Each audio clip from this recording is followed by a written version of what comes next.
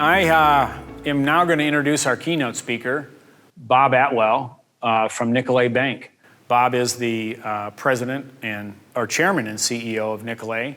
Bob and I go way back. Actually, I was just talking with Bob before, and I don't even know if we remembered this, but I moved to Green Bay in '96 to start a business. Bob was at Associated Bank, and he had this really prized position as treasurer of On Broadway Incorporated that I walked into. I was a CPA, and he said, "Oh, this would be a great job for you. You can volunteer for this great organization." And I inherited that from Bob. It was a fine set of books that I inherited. It was a good organization to be part of, but I think I was slipped a fast one on that one. But it was all great. It worked out great. I got to know Bob while I was on that board, and also got to know Bob later on. But Bob, a couple years later, started Nicolet Bank in 2000. And Nicolet Bank, as we all know, is one of the more recognizable banks in our area. In fact, it's bigger than that, everybody. It's the third largest Wisconsin-based bank. It has 540 employees.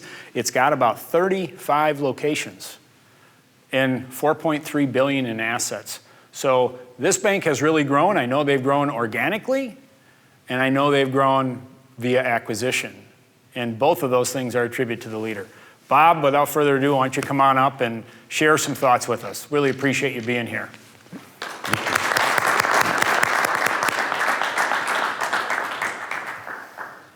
Thank you very much, John. Yeah, I'll need that. Okay. It's all good. So I'm going to take my mask off. I don't have to wear one because I'm a speaker, but I also don't have to wear one because I'm what they call a COVID survivor. I prefer the term herd immunity hero. So, what do I got to do here? You're doing great. I'm just getting this. So I think I'm here because our CFO at Nicolet, Ann Lawson, asked me to do this sometime back. And she caught me at a weak moment because I was in the middle of negotiating a new 10-year contract with her that would take her out into her early 50s. So thank you, Ann, for getting me into this. I'm really grateful for the opportunity to speak with you guys. The name of my talk when I gave it was, when I made up the name was People, Money, and Work, because these are subjects big on my mind all the time. If I really wanted to grab your attention, though, I might call it Why I'm Not a Capitalist. And I actually would like to modify the order of the title. I decided it when I sat down 4 or 5 days ago to actually map out what I was actually going to say. I thought, I got to change the order of this to People, Work, and Money. And the reason why I wanted to change that order will become more clear during our time together. Because I want to advance a core learning from my experience working in this area and working with people and businesses over gotten to be quite a few years. Economists, when I studied economics, sort of talked about the inputs of production as capital, labor, and raw materials. And I think if capitalism means that capital is sovereign and that these other things are secondary, then I'm not a capitalist. That's what I mean by that. Unfortunately, in today's language, when I say I'm not a capitalist, people think, oh, are you a socialist? Well, no, I wouldn't say that either. Well, I don't know.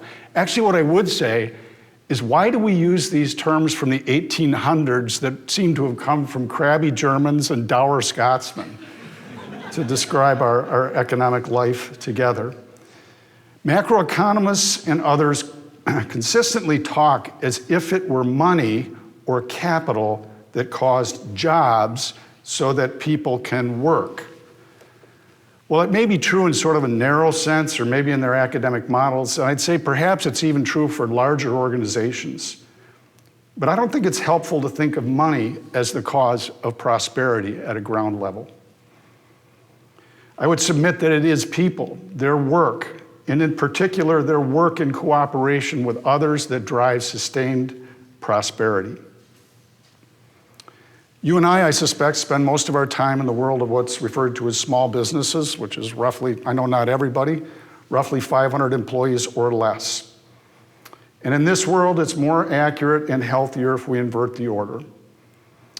Economists also speak of consumption as if as if consumption itself created prosperity, as if it were the economic driver, almost as if the act of eating food caused food. So this implicit devaluation of production as a foundational driver of prosperity dominates our political and social discourse. I have a lot of kids. A number of them went to Madison, great school, amazingly brilliant people there. But it's amazing how brilliant people can think in such impractical ways sometimes. But a couple of my sons are big on this concept of UBI. You know what that is?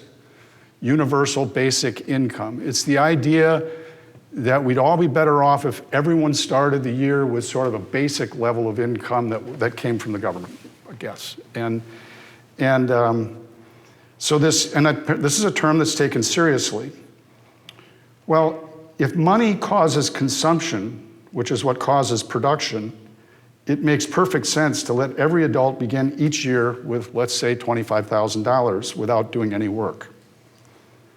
If in fact $25,000 is good, why wouldn't $50,000 be better?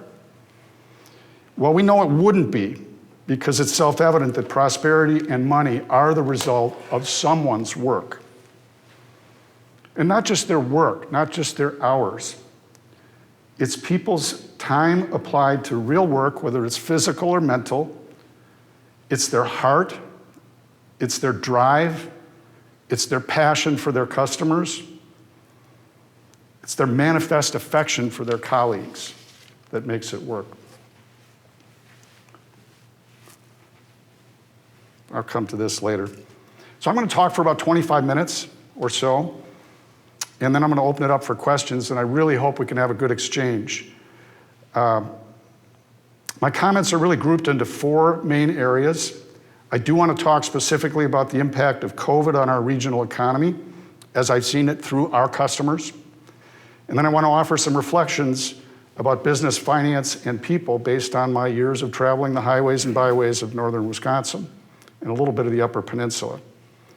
And then I want to challenge us as accounting and finance people to think a little bit more deeply about the direction of the accounting industry and how we use the work product of accountants. And then I'll close by summarizing more broadly how we might think in a more healthy way about business. So being a community bank with about 25% market share of businesses in Northeast Wisconsin gives us a pretty granular look at what's happening with these businesses and with the people who work in them. We not only see these businesses' financial statements, typically monthly, but at least quarterly. And we don't just observe their cash flow. We live their cash on our balance sheets. Just as a data point, John mentioned that we're a $4.7 billion bank at the end of the third quarter. Well, that's true. At the end of the first quarter, we were $3.7 billion. And that difference in assets is all cash, your cash, our retail customers' cash, our business customers' cash. And there are some interesting and surprising observations I can share with you. And of course, I don't want to diminish at all the medical impact of COVID on individuals and families, which, as we know, can be tragic and fatal. But I do want to focus on the economic, social, and the political turmoil that COVID either created or intensified. Economically, for businesses, there was an immediate need. We're talking the first week of April, the last week of March, to figure out how to operate as safely as possible, or in some cases, how to deal with a complete shutdown. So the pandemic created a degree of fear, volatility, and uncertainty that I have not seen in my 37 years of banking, except maybe 2009 for a while. So before sharing with you some of our learnings as we look at customers, I want to start with the most important point. The businesses and the people in this area are incredibly adaptable and resilient. I would say even inspiring. Did I screw something up here? You're totally fine. The battery is low, so just keep going. What I see among our businesses is that the vast majority are doing very well. But interestingly, most of these businesses that are doing pretty well think their neighbors aren't. So there's sort of a kind of a collective darkness out there that people have. Ooh, I'm glad I'm okay, but so-and-so's not doing too hot. And it's true. I don't want to diminish the hard impact on certain segments, and I'll reference those. But if I could get everyone together in one room, and frankly, this is the closest opportunity I've had to do that, the most important thing I would say is great job. And we're not hearing enough of that. Of course, there's many things to think about and worry about. I'm a banker, so I do that really well. And I'll cover some of those things. But I want to remind us that thoughtful work is far more productive than worry. The people in Northeast Wisconsin and throughout Northern Wisconsin, which is the area I know, I'm not saying it's not in other areas, but they are very adaptable, very creative, very hardworking. And these characteristics are what's carrying us now. So don't assume the worst, and don't assume that things are collectively as bad as you're tempted to think. Let's work and have confidence in what we can do together as individuals and together. We're much stronger and more capable than we think. And I want to give you a picture of how my thoughts have changed. Great job, just in time. This shows you how flexible my thinking is. So like many of you, I reacted very negatively. Ann, our CFO, Mike Daniels, my partner, Bob, calm down, calm down. Well, I felt like this is 2008, 2009 all over again. So this is me in our public release, April 21st. The events triggering 2020 recession are quite different from those causing the financial crisis of 2008 to 10, but the scale of the impact appears to be similar or perhaps worse. If the retail shutdown or travel fears effectively cancel a regional seasonal peak, decisions will be harder yet, as these borrowers will essentially be dealing with a lost year. So that last part is me worrying about all those Northwoods branches, Door County, all that stuff. So 90 days later, I'm doing what in politics they call walking it back, right? Or what Ann calls, I think what Bob meant to say, is more like the second quarter. Now, actually, I had quite a bit of data, in fairness to me. Ample cause for concern about the long-term impact on our customer base. But what we see most clearly in this quarter is the strength and resilience of our core franchise. We've got 4 months of real-time pandemic-related data, not only the financial statements, but the activity we see on our balance sheet. The future is challenging, but we have confidence in our values, our customers, and each other. That's hopeful, Bob, right? Trying to tailor my previously pretty gloomy comments. And then just Tuesday, we did our earnings release, and we're experiencing the inspiring resilience of our core customer base. Our commercially focused customers as a group have remained profitable and liquid. This is Bob going home and being tempted to drink a six-pack of beer by myself, but I don't. I can't drink beer anymore. Pretty good with wine, but so what am I seeing? What's the impact? I talked about resilience and adaptability. Unemployment, the biggest thing we all heard a year ago was what? Labor shortage. I can't find people, I can't find people, I can't find the right people. I kind of thought to myself, well, why not try paying them a little more? But then that, I don't know, that'd make me kind of a lefty liberal, I guess. I don't know. But it's funny, I'm on the Rural Prosperity Commission, and I was appointed to the regions by Walker, so I think I'm the only living individual who's appointed to some state government position by Walker and Evers. So some Republicans regard me as a turncoat, and some Democrats regard me as their curiously likable Republican friend. Look, the reaction of businesses to COVID definitely caused unemployment to go from negligible to 15% nationally, and very quickly. But it has already returned to 7.7% nationally, and even lower in Wisconsin. So I borrowed this chart from my friend Brian Bolio, ITR Economics, and that's the chart. By the way, they also have great data at the Crow Center, UW-Madison. If you want to go to their website and get current Wisconsin data on all economic and COVID-related stuff, it's great. The Crow Center, the Center for some Research and whatever. Unemployment has come down rapidly, and I don't want to diminish the pain and the dislocation caused by people who were laid off and impacted by that. But the fundamental truth is still the same. What was true, we were hearing so loudly a year ago, is back. And I'm not sure it ever left, because people still are the key to everything. So this whole pandemic was also a stark reminder of how much we depend on each other, not just for the basic necessities of life, but it's really important to be with people. We're basically, anthropologically, our nature is to work with people. And to a certain extent, no one can convince me that it's okay to do it all by Zoom. I'm not criticizing anybody who's calling in by Zoom. I'm just saying that a high-performance culture, in my experience, depends on the magic that occurs within groups of people in close physical and emotional contact. And we can do some of that virtually, but we can't do all of it. I'll go back to... my third thing is kind of this wiseacre what shutdown question. Because I want to take a look at this essential worker phrase. And I get more than a little irritated when people talk about the shutdown we supposedly had or the one they think we should do again. We know that at least 80% of our business customers operated as essential businesses straight through April, March, and the whole pandemic.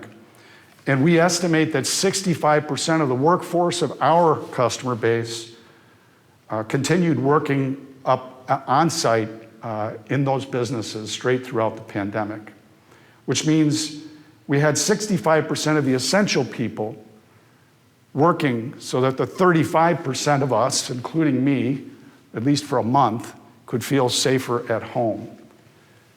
So privilege is a term that's much in use these days, and I'm surprised that it isn't more in use when speaking of this so-called shutdown, at least in our area. Because for most people, there was no shutdown. So COVID cases are spiking now in our region. And every time I say anything about this, Ashok Rai tells me I'm not a doctor, I should keep my mouth shut. I like Ashok, but we do argue with each other. But across our customer base, I can say this, there's very little internal spread.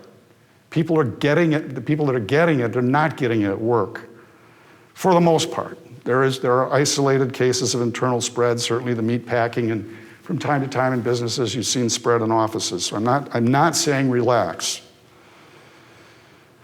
So I don't want us to abandon caution. But I do think there's other facts. Our medical professionals are doing a great job of advancing treatment protocols. Thank you very much. And I've recently learned that when we talk about hospital capacity, at least in our area, we actually aren't talking about beds or buildings. The constraints are people. It's staff. It's the people to do the work in those hospitals. So the availability of willing and able people. The rising cases currently are coming from social contacts out of work, particularly where? Weddings and parties.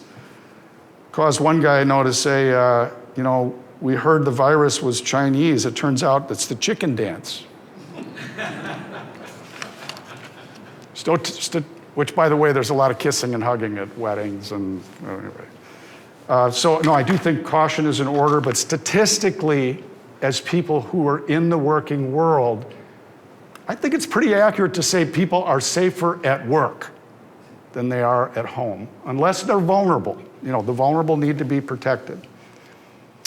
So if I say any more about epidemiology, I'm sure I'll get a text here from Dr. Rai. So more good news from our customer base. In April and March, our lenders, retail and commercial, more commercial than retail, reached out to businesses, and nobody knew what was going to happen. So we worked with them and said, well, we'll modify your payments, put them on interest only or deferred payments in some cases. And we did that with 18% of our loan portfolio, those loan modifications.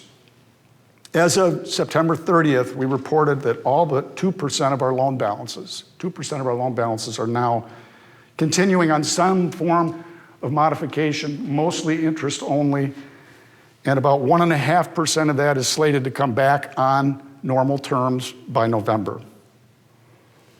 So we did $340 million of PPP loans, and all of that cash is still on our balance sheet as cash. By the way, just to clarify, if any of you are inclined to armed robbery, I'm referring to electronic cash. It's not currency. So what does that tell us? It's striking. As a group, so I'm not saying every individual one, but as a group, our PPP borrowing customers paid down their lines of credit or put it in their checking account, and it's still sitting on my balance sheet. What does that tell us? As a group, they are at least cash flow positive. Did you have a question? No, I was going to answer your rhetorical. Yeah. We probably didn't need it. I think that so I'm going to defend PPP. Kind of almost have to, right? But at the time, I think it gave, just like putting people on loan modifications, or we did micro grant program, $1,250,000 of money we just gave away to our ultra small businesses that banked with us. Somehow people who didn't bank with us thought they should get it too. I don't know why. But it was a much needed confidence boost. And what people did, they didn't just take the PPP and set on. What they also did was they cut their costs. They maybe deferred capital expenditures. They did what at least people in northern Wisconsin do. When things are dangerous, they get careful. And they made kind of tough decisions, as did we, by the way. And that's evident in the unemployment numbers. But I know some people are going to say it wasn't necessary. By the way, I think our experience was far. I think most banks I know had this experience where some of the PPP cash is still on their balance sheet. I think it reflects the nature of northern Wisconsin, in particular, our customer base, that all of the PPP money is still available. I can also tell you from looking at their financial statements, the vast majority are making money, if not as much as they did last year. And of course, as you guys know, some are doing wildly well because of the effect COVID had on their business. Anyway, certain segments hit very hard. Examples of that you guys know, but think about the PAC here in the Valley. Think about the Resch Center. Green Bay has a new expo hall, new $96 million expo hall coming online right now, built by our friends at Myron, which is absolutely beautiful. Dean, thank you. But, Toby Keith ain't going to play the Resch anytime soon. And somehow he thinks he needs to get $1 million every time he sets foot in it. How about $250 and we fill it, a quarter of the way or something? But Cher and Toby Keith don't think that way. That's a real challenge. Theaters, et cetera. Hotels, restaurants, gyms, and bars. And as I mentioned before, it was a very busy year in the North Woods. Again, plenty of demand. Demand for construction, demand for restaurants, demand for places to stay. What was the constraint? People, exactly. So there's two constraints holding it down. It's really kind of the same story in a different way as it was a year ago. So there are big things I do worry about. And I guess the way I'll say this is if Fed Chairman Powell were from Green Bay, he would describe his policy, Fed policy, maybe in more Green Bay kind of way as the triple F policy. One of the words is not that F word. Free cash forever for everyone. We have over $4 trillion of stimulus during this current year. The federal deficit for the fiscal year ended September 30th was $3.1 trillion. And the Fed announced its intention to expand its balance sheet from $4.5 trillion to $12 trillion. The Fed has, I don't understand Fed accounting very well. Maybe you guys can explain it to me, but it seems to be kind of a triple entry bookkeeping process. Credit, cash, debit, cash, credit, investments. And somehow it all balances. So who, and with these investments, who are they buying from and at what price? So many bemoan our seeming absence of bipartisan cooperation, right? We all miss the days when politicians would sit down together and arm wrestle and have a few beers and hammer things out. By the way, I think that did used to really happen under Tommy Thompson here. I've heard Democrats and Republicans say the same thing. They'd go over to the governor's mansion and play euchre and drink beers and then cut a deal. Kind of miss those days. But I just want to point out that there may not be complete alignment on how to spend money among politicians, but there's a clear consensus that federal spending has nothing to do with federal revenues, right? Just should we spend here, should we spend there? So I don't think it's a healthy thing when the stock market jumps up and down based on the facial expressions of Steve Mnuchin and Nancy Pelosi, right? Doesn't seem like a fundamental economic driver. Now, if anyone knows how this ends, tell it to me, but I just know that it does end and that it won't be pretty, right? I know what I worry about. That's what I worry about. And I know we're all thinking another round of stimulus will be good, but then my balance sheet will go to $5.7 billion and I won't have anything to do with the money. So let me switch gears. If you're not tired of me yet, wow, I'm not ready to go that fast. Let me stir it up by identifying certain phrases that we frequently hear and that most business people seem to hold to be self-evident. And then I want to encourage us to think deeper, bolder, and to live more generously, or at least give me an opportunity to kind of tell you what I don't like about these phrases. You know, every sort of semi-truth or untruth contains an element of truth. At a minimum, I view these business bromides as misleading, unhelpful, and in some cases, inhuman. One of them is our decisions are data-driven. We follow the numbers. Well, I love numbers, you love numbers, right? We generate a lot of numbers. I get a daily income statement and balance sheet at the bank. I did used to look at it when we were, brand new business. I used to look at it every day. I don't know why, but now I look at it monthly. But we know good decisions aren't data-driven. Good decisions are made by people who are data-informed. And it's important that we think about it right and that we say it right. Numbers are essentially a language that we use to describe relationships. They're a way that we provide insight into a decision that needs to be made by a group or a person. The people and the relationships are the reality. And great business leaders are financially informed and astute, but they know that math doesn't make people. People move math. So statute of limitations has run out on this, but we had a long-term regulator, great guy, Joe Shez, lives over in Hatley. Joe retired probably 6 or 7 years ago. But Joe was our examiner-in-chief, national bank examiner, who, by the way, national bank examiners, in my opinion, are very good. And we as a high-growth bank, we've never been that easy for examiners to kind of, okay, you guys really are growing fast, right? And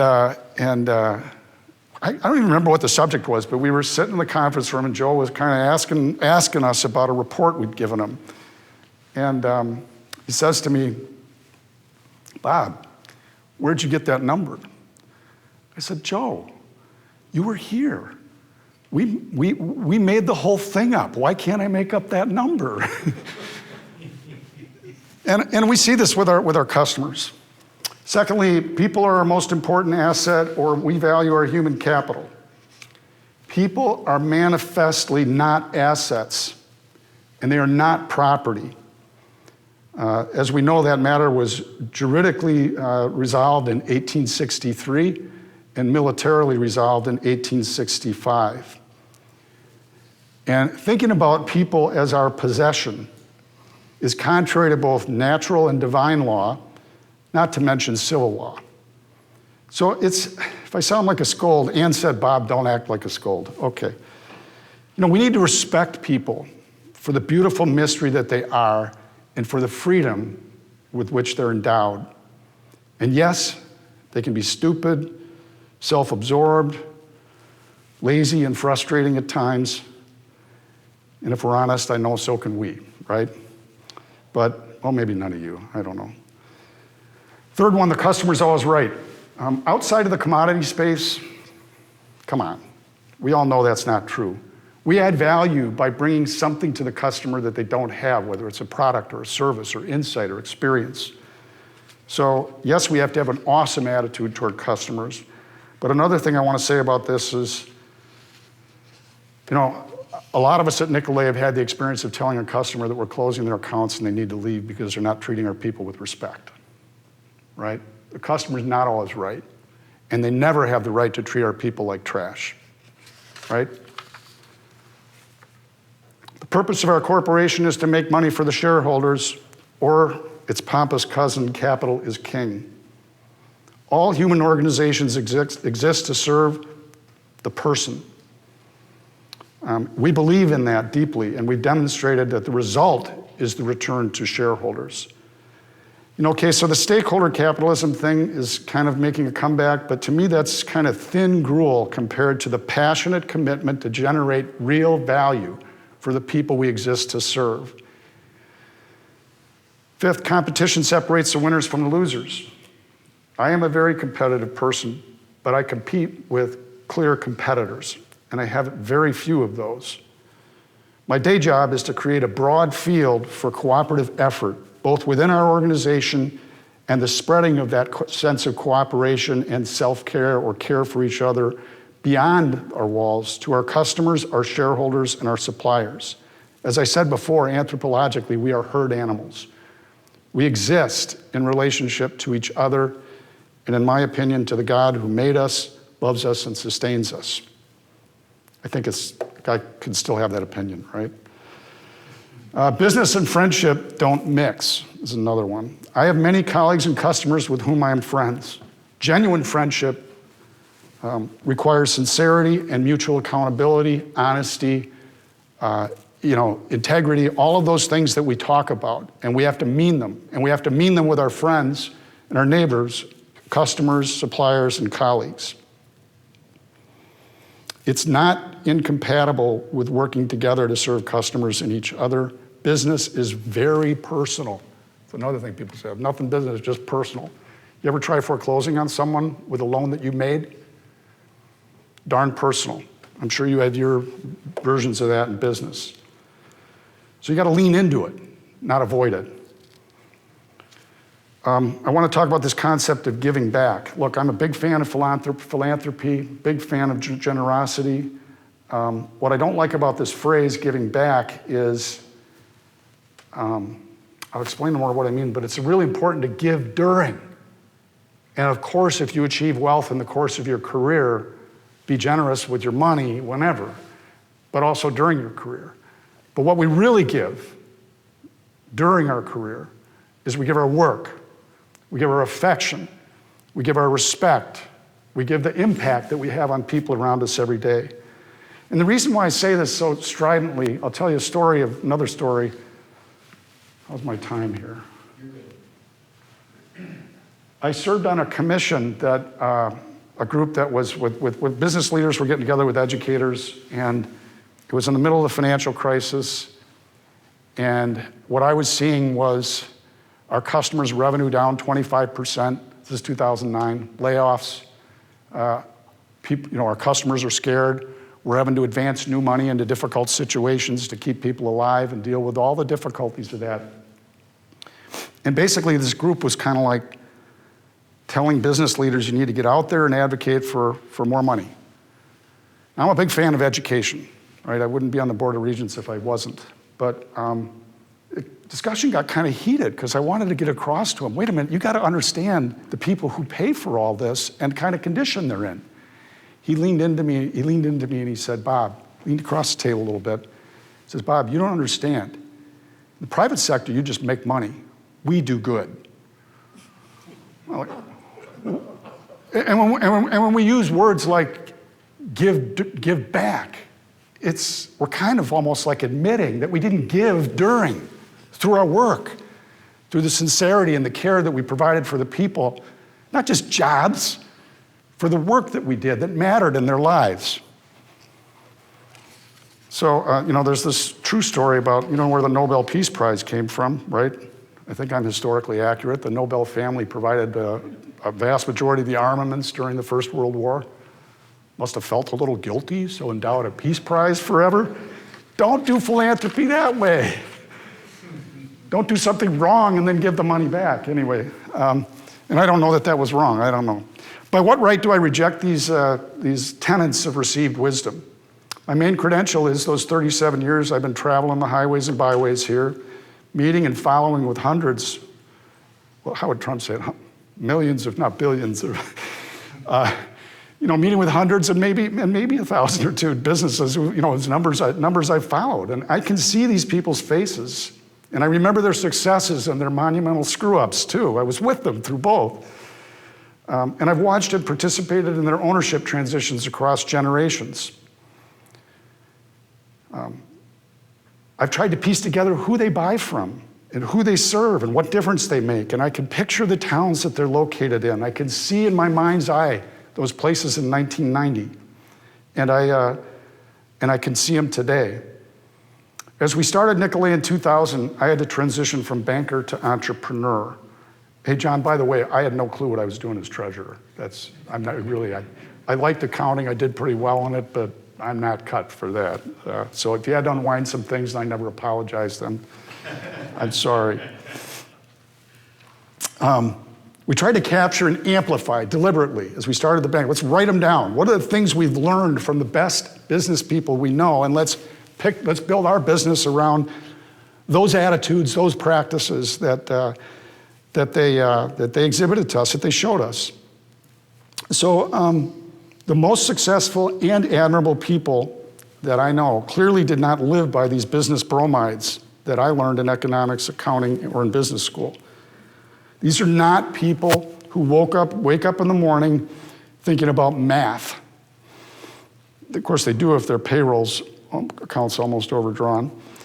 What they thought about is their people, their customers, their products, their communities, and their suppliers. Yeah, they cared about their suppliers. I would say they most definitely did not follow best practices in general.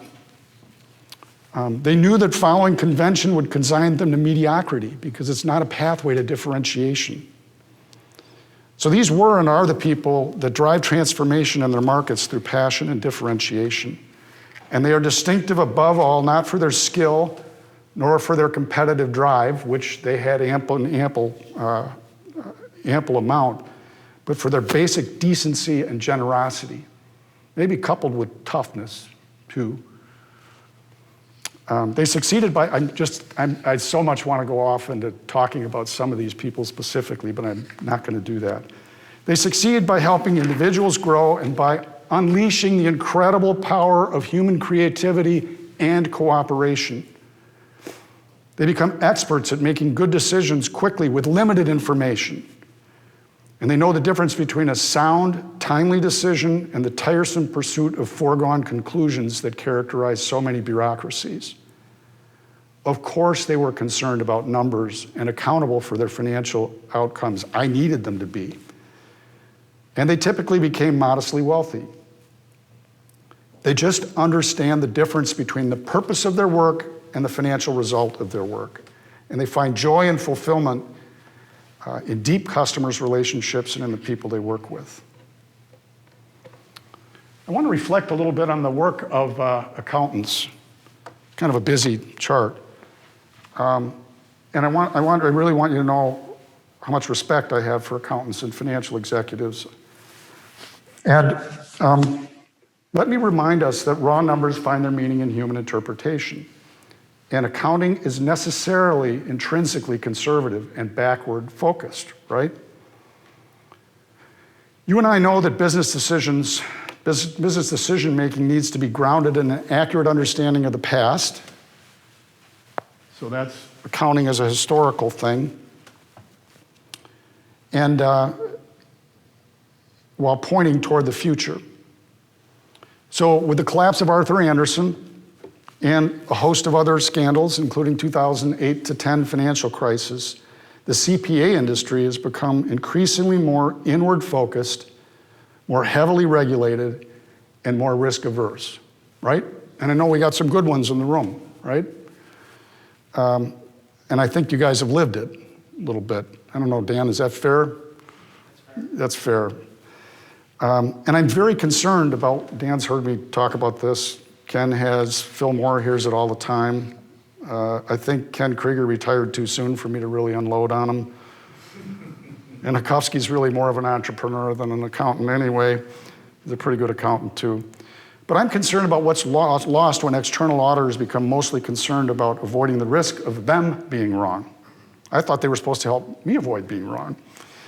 In the days of old, business leaders could look to external CPAs for real business insight and guidance. And they still can, but they have to be very selective because there are some really good seasoned CPAs out there who still know how to be both a cop and a social worker. We've effectively had the same lead auditor for 20 years. And every year we have pretty much the same talk. He could say it for you, but it kind of goes like this. We pay you because we respect you. We don't expect you to validate any monkey business. But for what we pay you, we need you to help us get better. We will run a clean shop, but I don't need to pay you to make your opinion committee feel cozy. I got a business to run. So this makes this thing, the change in external accounting makes our job, your job as financial executives, much more challenging, right? We have to have more resources internally to do the things that we could previously rely on external sources for. By the way, Dan, I'm doing really good. I haven't talked about engagement letters and rep letters yet. How many of you sign rep letters? Yeah. Do you read them? Well, you know what they say. They just say, this is all on you and none of it's on me, right? In fact, they really kind of say that I have to attest to them that our financial statements are in accordance with GAAP. I thought you were the guy who studied GAAP, right? Anyway, I guess I went ahead and did it anyway. I'm sorry, but sorry, Ann. She begged me not to do that. We can have fun in the question period if you want me to push further into some of the sort of mind-boggling things that are going on in accounting. How many of you are familiar with CECL? And so you know something about banking. CECL is current expected loss, basically. And so the big idea behind CECL, which is to transform loan loss reserve accounting. You know, banks have a loan loss reserve. You have to have some reserve against future losses, right? And a reserve is, what's a reserve for? Things you don't know, right? Things you can't see. So the big idea with CECL is that every time we book a loan, we're supposed to have an expectation of our loss on that loan. I mean, if you're a lender, it's like, what? How many of you are lenders? I mean, do you ever make a loan thinking you're not going to get paid all of your loan? No. So it's and you know, we see this, the problem, and what does CECL do? So everyone had to transform. We've adopted CECL. I'll go back to another Joe Shev's, the regulator conversation. When we were starting the bank, like, Joe, what do we do with a loan loss reserve? I think at some point, so this is 20 years ago, statute of limitations have definitely run out. He said, Bob, you can use pretty much any method you want as long as it comes out to 1 1/4 of your total loans. I mean, they say it in regulatory ease, right? It's a little more couched or whatever. But anyway, you see when the crisis hit here in April, which was right after all the banks had to adopt CECL, go through a whole process of 2 years to get ready for it, spending money, consultants, auditors, everyone checking their CECL calculations of how much we're going to lose on each loan that we didn't know we were going to lose anything on. And so there was a guy in the industry said, you can say some things in a crisis you can't get away with otherwise, but this guy said something like, if you want to know what a loan loss looks like, don't talk to a CECL accountant, talk to a chief credit officer. And that's all the CECL people have been doing anyway, is going to the chief credit officer to say, what do you think? Anyway, these things are, I heard another guy say, these things are examples of how the accounting industry is tending to go into the pursuit of an irrational degree of quantitative certainty. All right, back to being able to make decisions with limited information.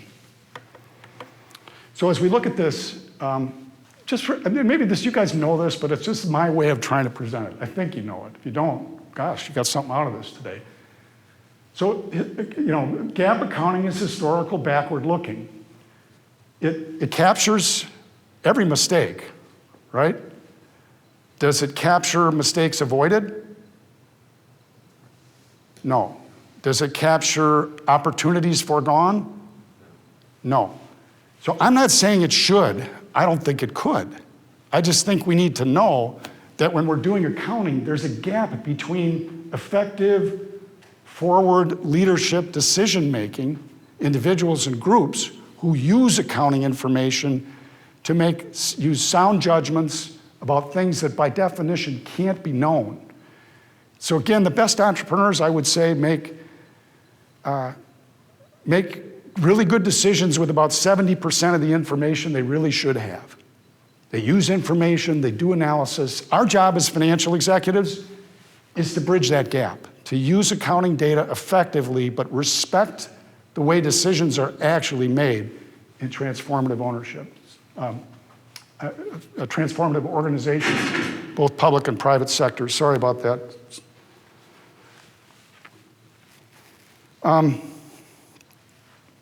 I saw a TED Talk, someone sent it to me, this Nick Hanauer, you can look it up, it's 17 minutes long.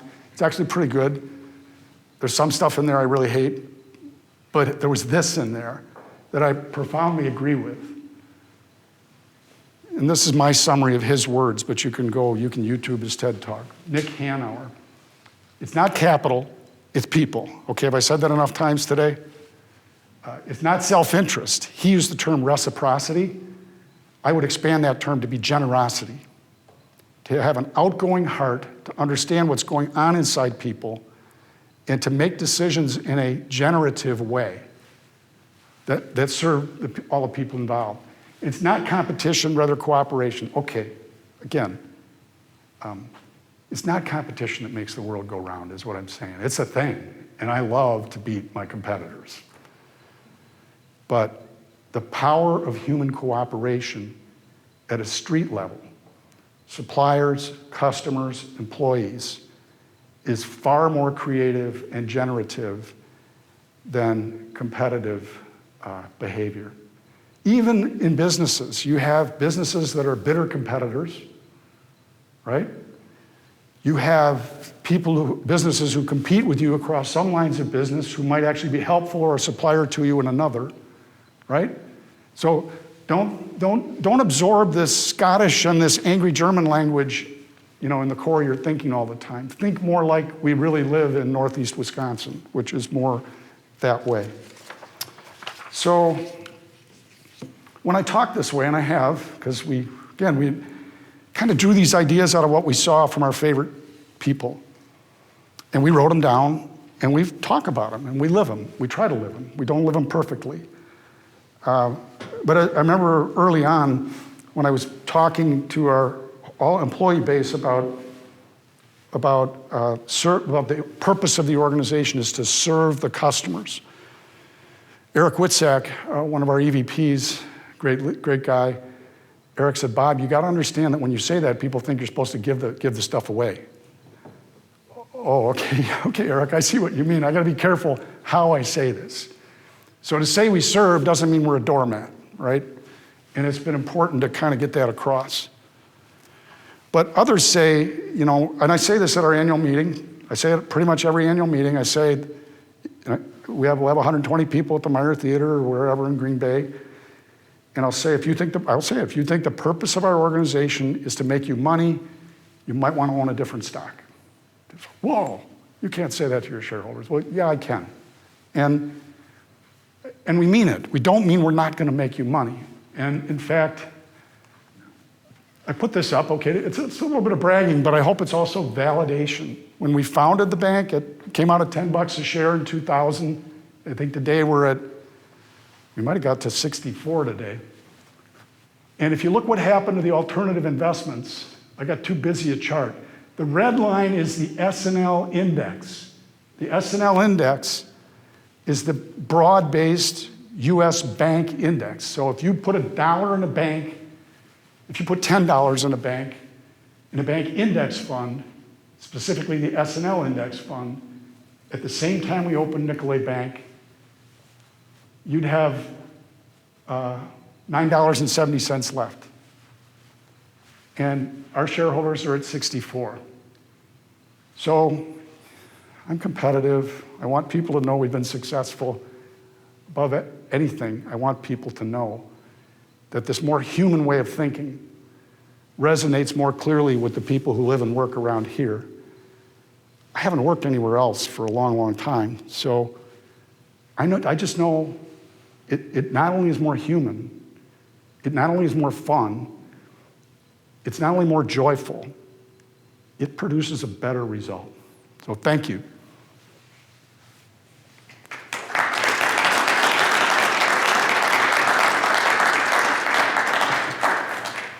Wow. Sorry. Apparently I got wound up a little bit. And Pickler didn't even get me a glass of white wine like you were. Oh, I didn't give you the sign. Okay. Listen, what questions can I answer? Yeah. I just saw on your bio, you talked about a radio station you co-founded and stuff.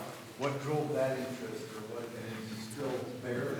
Yeah, so Relevant Radio is the largest Catholic radio network in the United States. It's online, it's 100 stations. I think they own 100 stations. I'm still on the board. I was off the board, on the board. But that's a whole nother story about a crazy, there were 3 or 4 of us in northeast Wisconsin who just decided there was a need for it and we ought to do it. And we were 42 years old and, you know, can I say we might have had more testosterone than prudence. We didn't know much about radio, but we did it. And worked through some real bumps in the road, but it's a phenomenal thing. It's based in Green Bay. It's run by Father Frank Hoffman and does tremendous work. We have a question from the audience online, Bob. The question is, my kids are using a national online bank such as Ally. Do you think this trend away from brick and mortar local banks will continue? Yeah, so community banks like ours have lost a tremendous amount of market share.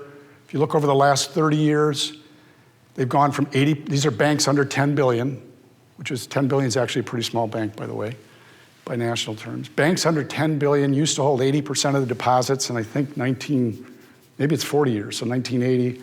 Today they hold less than 20%. So we've been losing market share as a conduit of delivery, not so much in rural areas, but in the aggregate. And of course, more recently, digital disruption is a real thing. And we've been able to out-execute larger banks. Frankly, up until 5 or 10 years ago, larger banks were not that digitally great. We were all more concerned about cybersecurity than we were customer experience. Some of the large banks, I don't know about Ally, I'm not familiar with them, but the Wells, Chase, who's the big military credit union? They have very good digital access. We have good digital access. Of course, one of our problems with digital access is our 35 locations. Many of them don't have great broadband. But we know it's a thing. It's disrupting us. Most of the market share our segment lost was due to our inability to compete with the large national banks, the too big to fail banks, which do seem to fail regularly, but they can't fail. They're not allowed to fail. So they have certain structural advantages. That's why we've lost that market share. But you got to be, as a community bank, it just heightens what I've been trying to say. If you're going to make it in the community bank space, we have to convince this person whose kids are banking with Ally or whatever, there's going to come a moment in your life when you're going to need a banker. And it might be because you took a mortgage out and you can't make the payment and you need somebody to talk to. Good luck if you don't bank with a local bank. Or if you got an opportunity to stretch, you're married, you want to buy that first home, you want to stretch, your family doesn't know anybody, there's no good luck. So there are definitely moments when, on the lending side, I could go on and on about 2008, 9, and 10. If you were banking with a big bank that was in trouble, you spent a lot of time on the phone trying to avoid foreclosure and still didn't do it. And you could actually talk to us and we would work with you. So we have to do that even better. Thank you. Yeah, thanks for that answer. I have another question from online, and you knew this was coming, Bob, given the timing. About 15, 20 days from now, we have a big election in this country. I won't ask, the question was, who's going to win, which I think is fine, but I think, how do you think this election is going to affect your bank and really banks in general? The results. So my friend Brian Bolio, ITR Economics, I serve on a board with him. It's an awesome guy. He speaks around here a lot. I asked Brian, who's going to win? He said, Bob, I don't know who's going to win, but I know who's going to lose. The American people. So I'm going to vote. Pretty transparent about how I'm going to vote. I didn't vote for the orange man last time, but I will this time. Almost feel sorry for him, but not really. I don't know who's going to win, but what I do know is what I'm afraid of is turmoil. Don't get me wrong, I'm afraid of Joe Biden and especially afraid of Kamala Harris, but what I'm afraid of is we got to stop tearing each other apart. And it's happening within families too. You know that, right? I got a lot of kids, and some of them I think I have orange hair when they see me. I mean, we have the scope of things that you can't talk about with certain people. Do you feel that narrowing? What is that about? I mean, I came home to Wisconsin in 1983. I was so happy to be here back from the East Coast because people cared about each other. And they weren't at each other's throats. So we have big issues. Yes, we have racial issues. Yes, we have justice issues. I've talked about some of them. I think it's incredibly unjust that the essential people make less money, or that my generation of business people have spent too much time trying to figure out how to minimize your labor cost instead of how to help your people succeed on behalf of the customers and pay them. So we have all those issues. But we got to be, I think I would just challenge all of us to be really smart about artificial intelligence.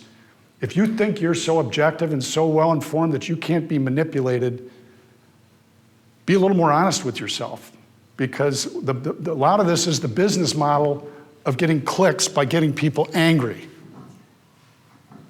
Did I say too much, John?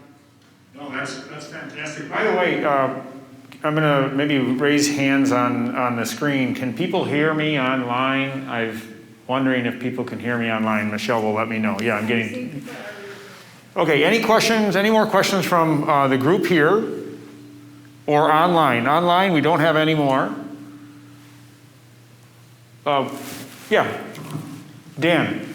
Here, I'm going to have you ask that right here. Okay. With the baby boomer generation starting to leave the workforce, you're going to be there, I know, for another 30 years. But after that, how do you see succession and how do you create succession in your organization and filling the positions of people as going forward? Well, I think anybody who's leading an organization, you do need to know that for all the success you've had in your career, if you don't pull off succession, you missed the big one. So I'm very fortunate in that Mike Daniels and I have really been co-CEOs from the beginning. It's a partnership. And we complete each other's sentences, and he's 6 years younger than me. So I kind of have, but honestly, we run as a team. So if you take one of us out, we both know that some of the magic's lost. We've been investing a lot. I've had to communicate internally to our team that I'm not going to be in your way all the time. It's not going to be me. And we've come a long way toward that. I mean, I am frankly much more chairman-like and less CEO-like than I used to be. My feeling about COVID has been very different than 2008, 9, and 10. I thought I was the catcher. I had to stop it all. I had to stop. I had to call the balls on all the tough stuff. I didn't have to, but that's what I thought. We've invested a lot in developing the leadership team below us, and that costs money, and it costs time, and you have to transition the culture. And I'm really hopeful, but you have to check. The phrase is used too much. Check the ego. You have to really convince yourself. And I've seen this with some of my actually people you and I both know. You just picked up the external auditor contract with one of them, where the leader of that company, it was like the light bulb went on.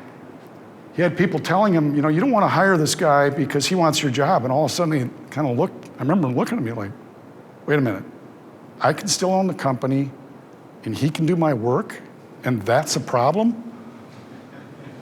Okay, I don't own Nicolet Bank, but I own 1% of it. But how bad is it to be able to sit back and watch other people that you've had an opportunity to shape have their term? It's awesome. So I keep telling myself that, and every now and then I'm like, well, wait a minute, I used to make that decision, I used to do that, but it's I don't know, you just gotta get serious about it, and you gotta talk to people, and most of all, you gotta learn to get yourself out of the way. And I'm trying.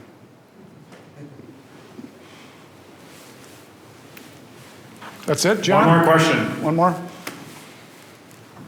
you mind commenting on how you view cryptocurrency might develop over the next period of time and how that might affect banking? Great, the cryptocurrency question. I'm really good about talking things I don't know much about, so you can always count on me to make something up. Here was my thinking about cryptocurrency until fairly recently. My thinking was, if you're the Federal Reserve and you think you're the god of the economy, and you think you've got all the levers to control everything through how you create currency and deploy it, and interest rates and all these things, yeah, there's cryptocurrency, but man, the central banks, they're never going to allow that to displace their authority. And frankly, if you think of what cryptocurrency really could do, it displaces and disrupts political authority. I mean, it is a serious thing that we've arrived at a place where I'm serious, that the Republicans and the Democrats do agree that there's no need to talk about where you're going to get money if you want to spend it. And so what you have is this competitive field where essentially they're buying people's votes with their own money. What kind of gig is that? They lose that power if you really established a cryptocurrency that was independent of national sovereignty. That's a threat to the political class that increasingly makes its money by using your money to buy your votes. So I've been a skeptic of how significant the political powers can let it be.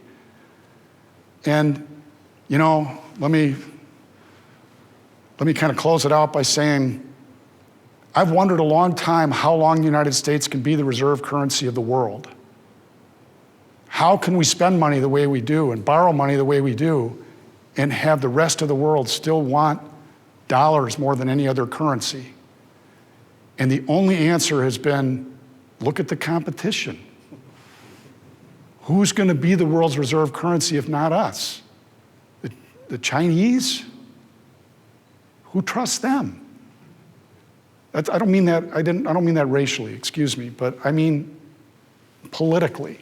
So we're sort of in this, how are we able to borrow all this money? Well, it's because we're the least untrustworthy place for people to put money. That's been the perception so far.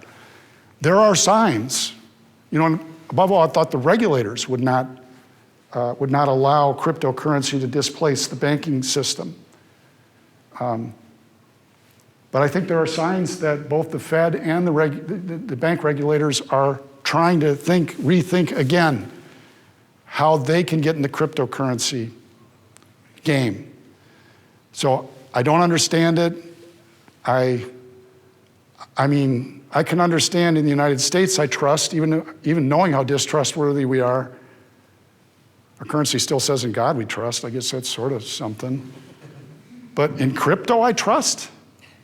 In the cloud, I trust. In cyberspace, I trust. Maybe I'm too old, Dan. Maybe. So I don't know. A blockchain, I can't even figure it out. So thanks.